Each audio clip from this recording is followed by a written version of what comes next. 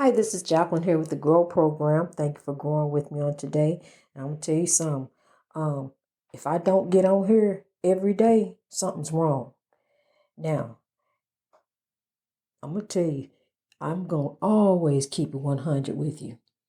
Since I have been in my home, I've been so happy, to been and came off a month being homeless, just being happy, being here. But at the same time, I got my daughter and my grandbaby.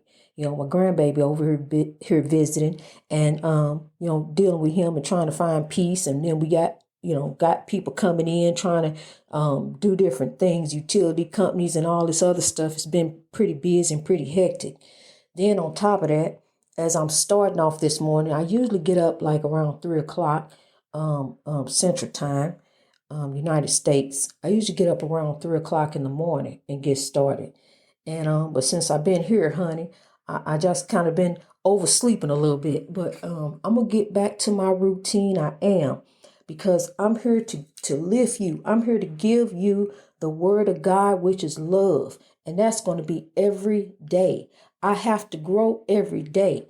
I live to grow and I grow to live, and we're starting to do some different things. We're starting to do things in India. We're starting to do things over in the motherland to lift up people there. People who they're going to get food. They're going to get vaccines, health screenings, different things, pictures that I put up.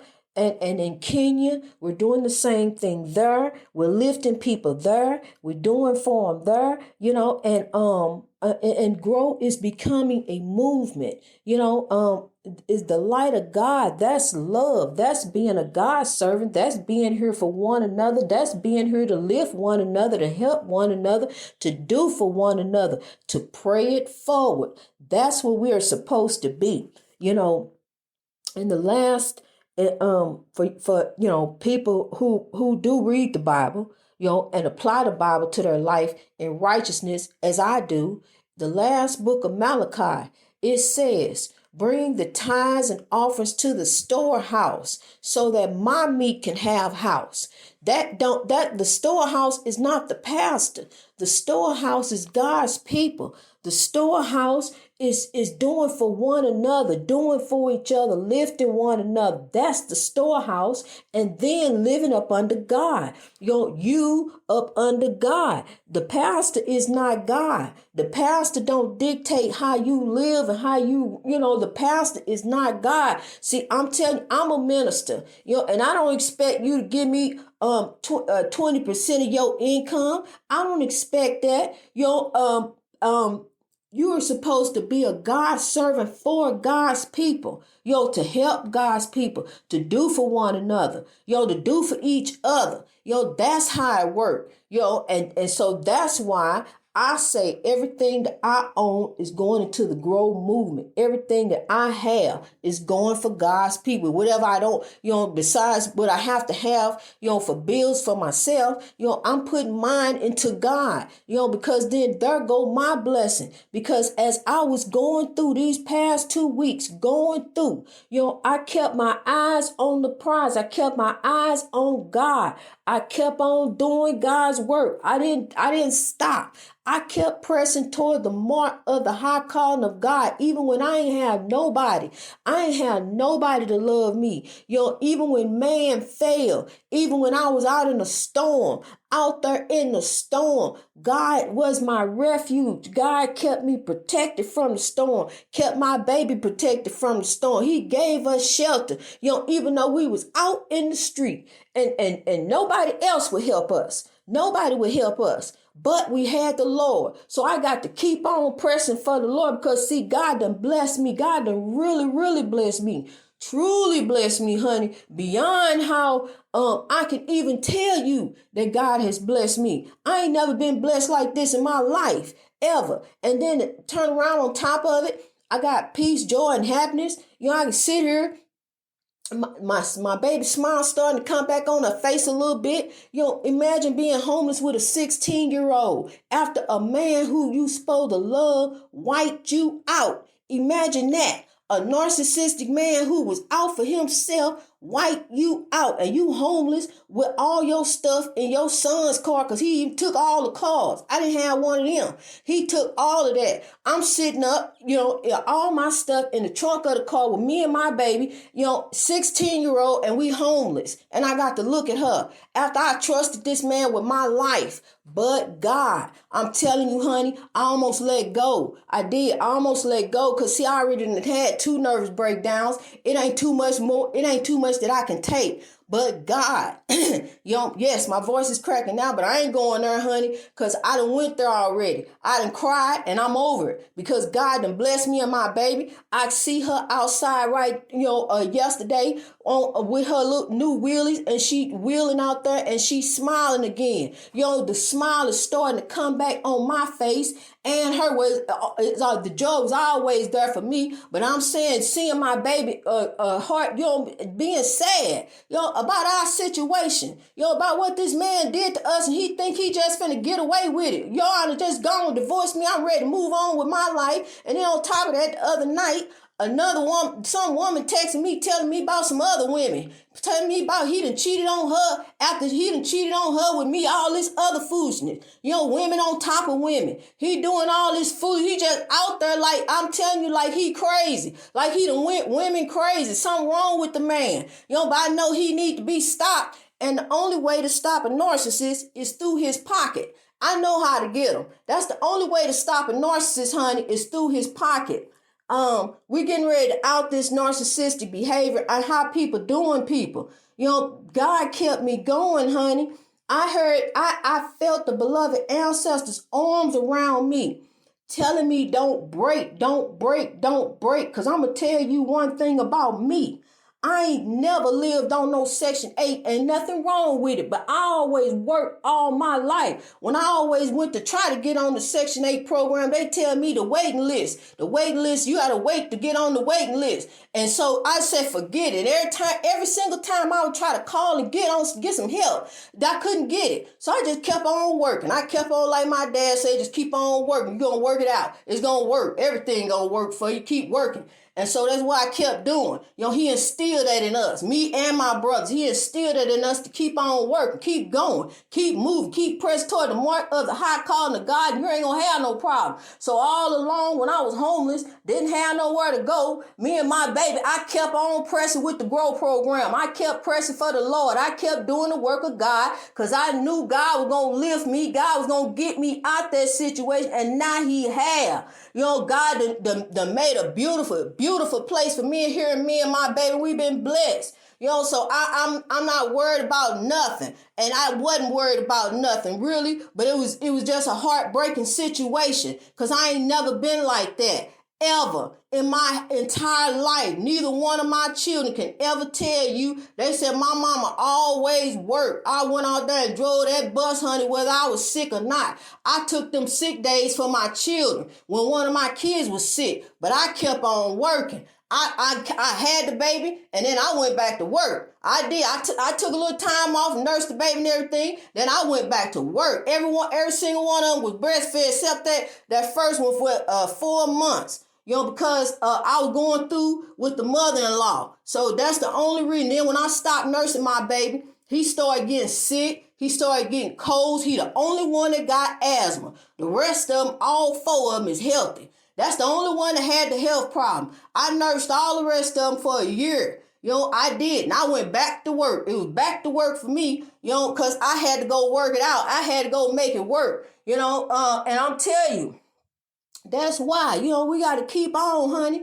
We can't let nothing hold us down. We can't let life hold us down. We got to keep on because your blessing and your breakthrough is coming. Mine came, honey. It came, and I had to keep on. Because, see, I don't want no GoFundMe. I don't want none of that foolishness. I want the narcissist to be outed. Cause I found this fool on black people meat. So if that's where you at, you need to get off of there. He on all the dating sites. He trying to find all the women that he can find and destroy. That's what he's trying to do. Cause the girl told me that he abused her. And so I'm telling you, he don't care that I'm talking about him. He know I got this podcast. I done had this podcast since I was over there in the haunted house with him. He know about it, but it don't faze him because he on the warpath. When evil don't care that you talking about evil. It don't care. It's on a warpath. It's out to destroy, to kill, steal, and destroy God's people by any means necessary through anyone necessary. I'm telling you, it could be your people. It could be your sister. It could be your brother. It could be your co-worker. It could be anybody. Your best friend, your best friend of 20 years. Wow. Well, I had a best friend of 13 years pull a pistol on me, in his house. My best friend. I'm telling you, so, it could come through anybody, anyone.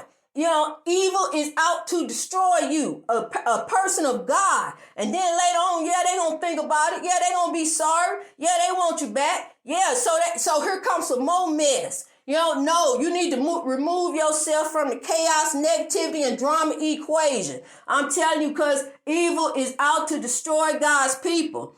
Evil counts us up for slaughter.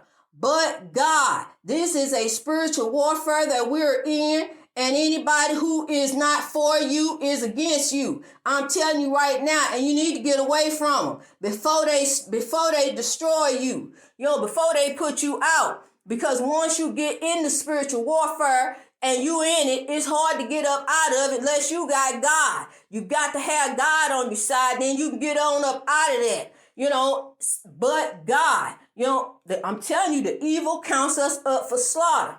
In Romans 8:37, for you who like to thump the Bible, but don't like to believe it, you are more than a conqueror in God, who loved you, who created you. God created you to be a conqueror on this battlefield for this war that you're going through, to give him the glory, because you're going to give God the glory in the end. You're giving God the glory now as you're going through, so keep giving God the praise. Keep praising God like I did every day, like I'm going to do every day until transition. You're going to hear my voice on this podcast telling you love drives out hate, telling you to get up from the spiritual warfare, telling you to stop doing bad, do good, because growth is a movement. Growth is a movement, and we are getting ready to rise as a people. The oppressed are no more. The oppressed are no more. All over the world, the oppressed are no more. I'm telling you another thing. Sometimes I can't just push out anything. This is coming from the Lord, and sometimes I have bloopers. I really do. It could be. There have been times where I've got through a whole episode and a whole sermon, and it wasn't even recorded. There are times when something didn't happen. Something just all of a sudden happened. I'm 6-7 minutes in and it mess up for some reason.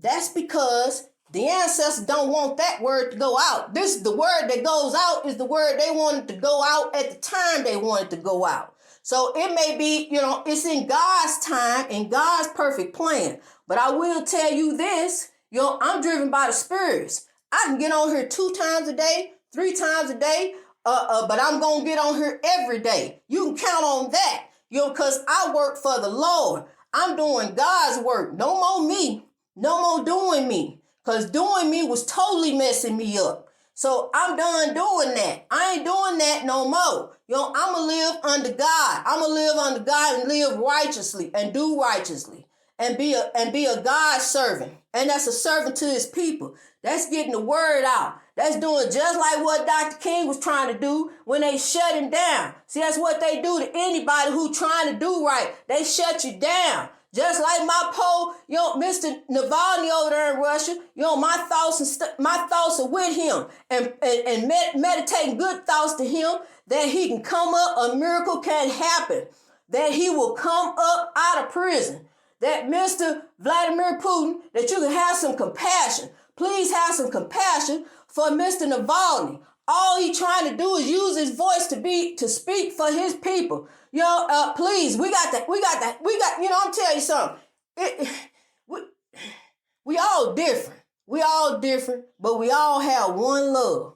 Different skin, but one love. We know how to love. Different skin, We look different.